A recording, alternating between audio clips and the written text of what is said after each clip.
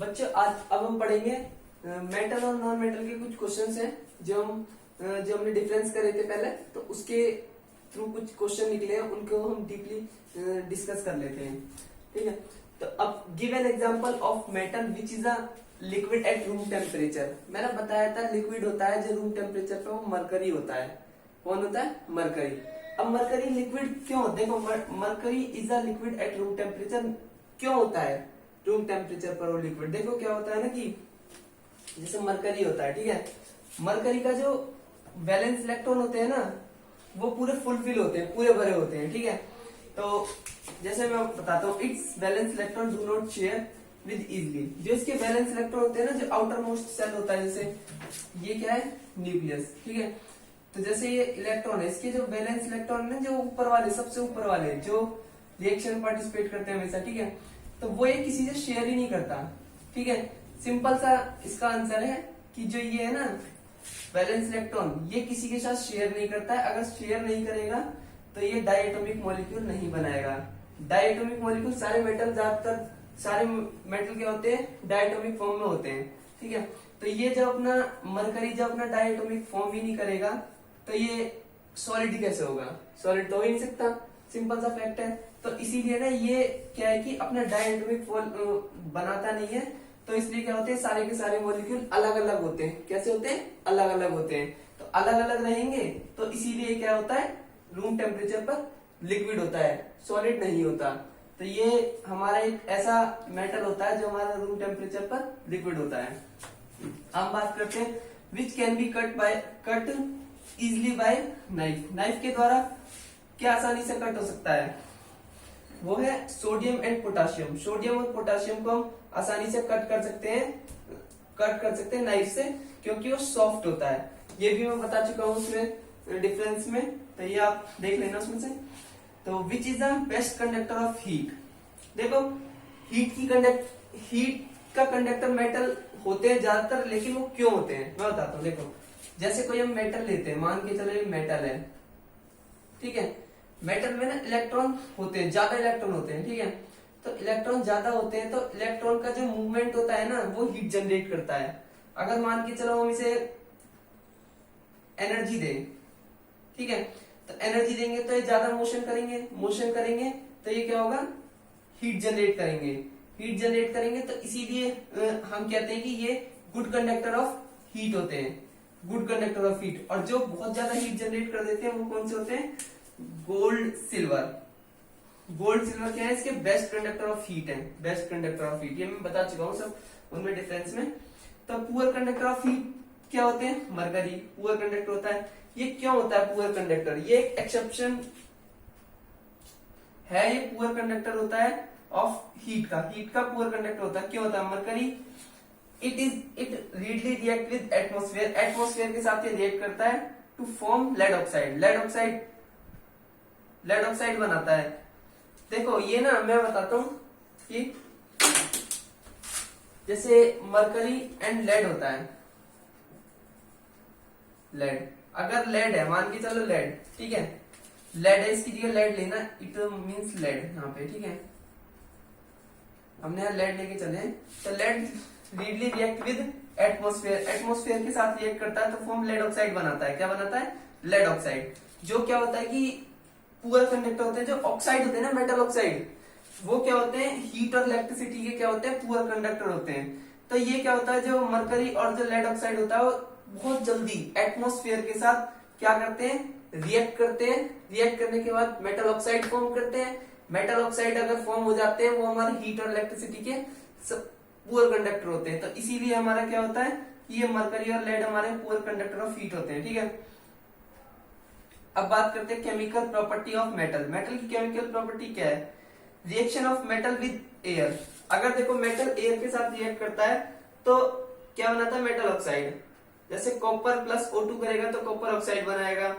देखो इनको ना हमें बैलेंस करना जरूरी है, लेकिन अगर आपको नहीं आता है तो आप मेन कंपाउंड भी लिख के आ सकते हो। जो मॉलिक्यूल जो बन रहा है, फॉर्म हो रहा है, जो प्रोडक्ट फॉर्म हो रहा है प्रोडक्ट, तो प्रोडक्ट भी लिख सकते हो आसानी से। ठीक है, कोई दिक्कत नहीं है। जैसे हमारा MgO2 से रिएक्ट करता है तो Mg बनाता है, तो क्या होता है? Magnesium oxide. अब देखो इसे हम वो कर देते हैं, अगर हम वो करना चाहें क्या बैलेंस, तो यहाँ पे 2 लगा दो, यहाँ पे 2 लगा दो, बैलेंस हो गया 2 2 2 2, ठीक है।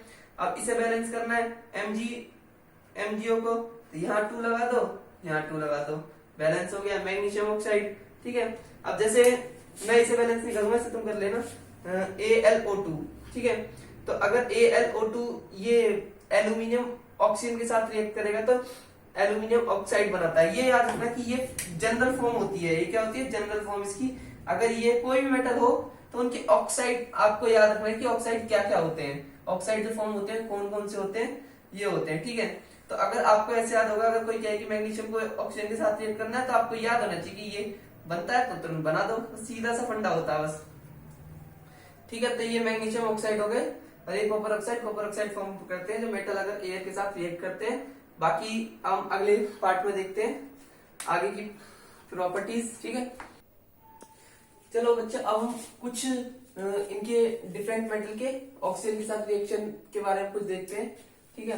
Reactivity of different metal with oxygen, oxygen के साथ डिफरेंट मेटल की रिएक्टिविटी, ठीक है। डिफरेंट मेटल की रिएक्टिविटी पढ़ते हैं। जैसे सोडियम और पोटाशियम है, क्या सोडियम और पोटाशियम वो केरोसिन ऑयल में क्यों डुबो के रखा जाता है?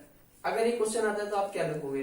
तो उसका आंसर सिंपल सा लिखना है कि ये जो मेटल होते हैं ना बहुत ही ज्यादा रिएक्टिव होते हैं, बहुत ही ज्यादा रिएक्टिव। अगर हम इसे एयर के कांटेक्ट में रखेंगे ना तो इसमें अपने आप ही आग लग जाएगी, तो इसीलिए हम इन्हें केरोसिन ऑयल में डुबो के रखा जाता है, ठीक है। तो हमें यही आंसर लिखना है कि sodium and potassium are very reactive element होते हैं विच कैच फायर, वो आग पकड़ लेते हैं इफ केप्ट इन ओपन, अगर हम इसे ओपन रखते हैं तो show they are emerging kerosene oil, इसलिए इसे केरोसिन ऑयल में डुबो कर रखा जाता है। सिंपल सा आंसर है, एकदम सिंपल सा आंसर, ये लिखना है, ठीक है। अगर वो अब देखो जैसे एल्यूमिनियम, जिंक और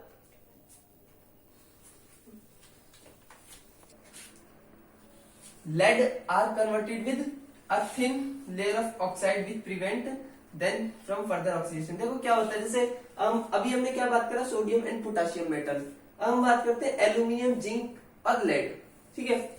तो जब ये ऑक्सीजन के साथ रिएक्ट करते हैं ना तो ये मेटल ऑक्साइड फॉर्म करते हैं, ठीक है।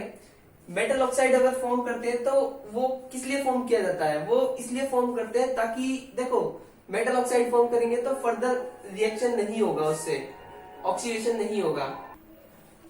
देखो बच्चों जो ये है ना एल्यूमिनियम, जिंक एंड लेड, ठीक है। तो ये जो एलिमेंट होते हैं ये वाले क्या है कि जैसे देखो ऑक्सीजन के साथ रिएक्ट करते हैं। अभी हम थोड़ा थियोरेटिकल पार्ट करते हैं, इनका रिएक्शन हम देख लेंगे। जैसे इसका हमने रिएक्शन देख चुके हैं लेकिन अभी इनका नहीं देखा, हम बाद में डिस्कस करेंगे इनकी, ठीक है।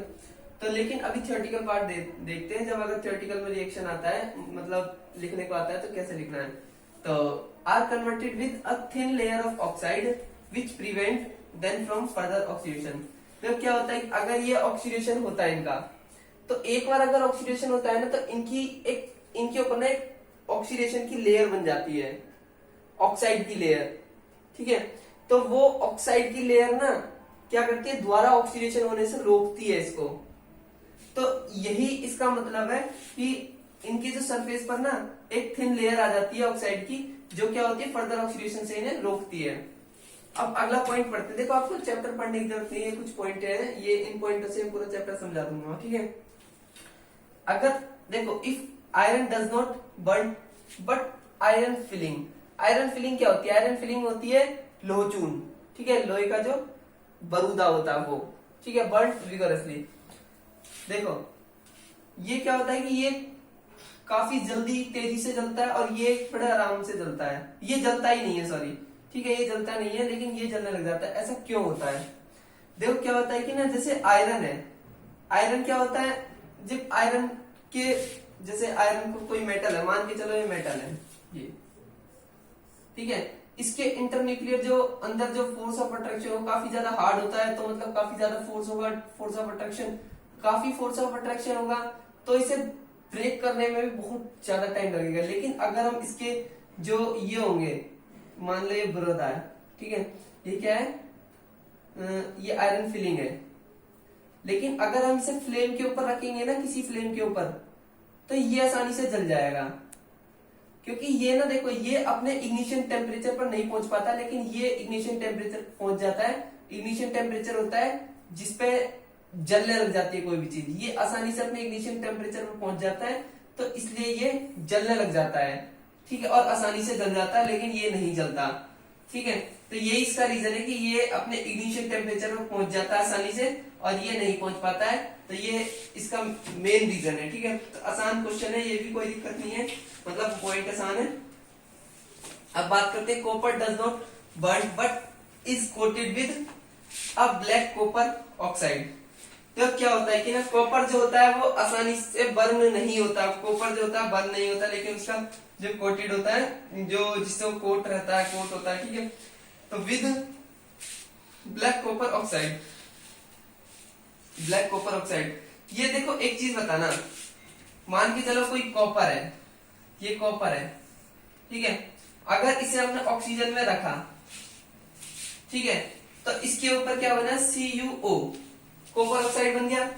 तो ये जो कॉपर ऑक्साइड है ना, ये जो ऊपर जो कॉपर ऑक्साइड मान के चलो ये बना, ठीक है, कॉपर के ऊपर एक ऑक्साइड की परत आ गई, ये परत, ये परत क्या है ना कि ये जो परत होगी ना, ये वाली जो परत, ये जो होगी, ये ना ये ऑक्सीजन से रिएक्ट करके खुद ब्लैक हो जाएगी, ब्लैक हो जाएगी।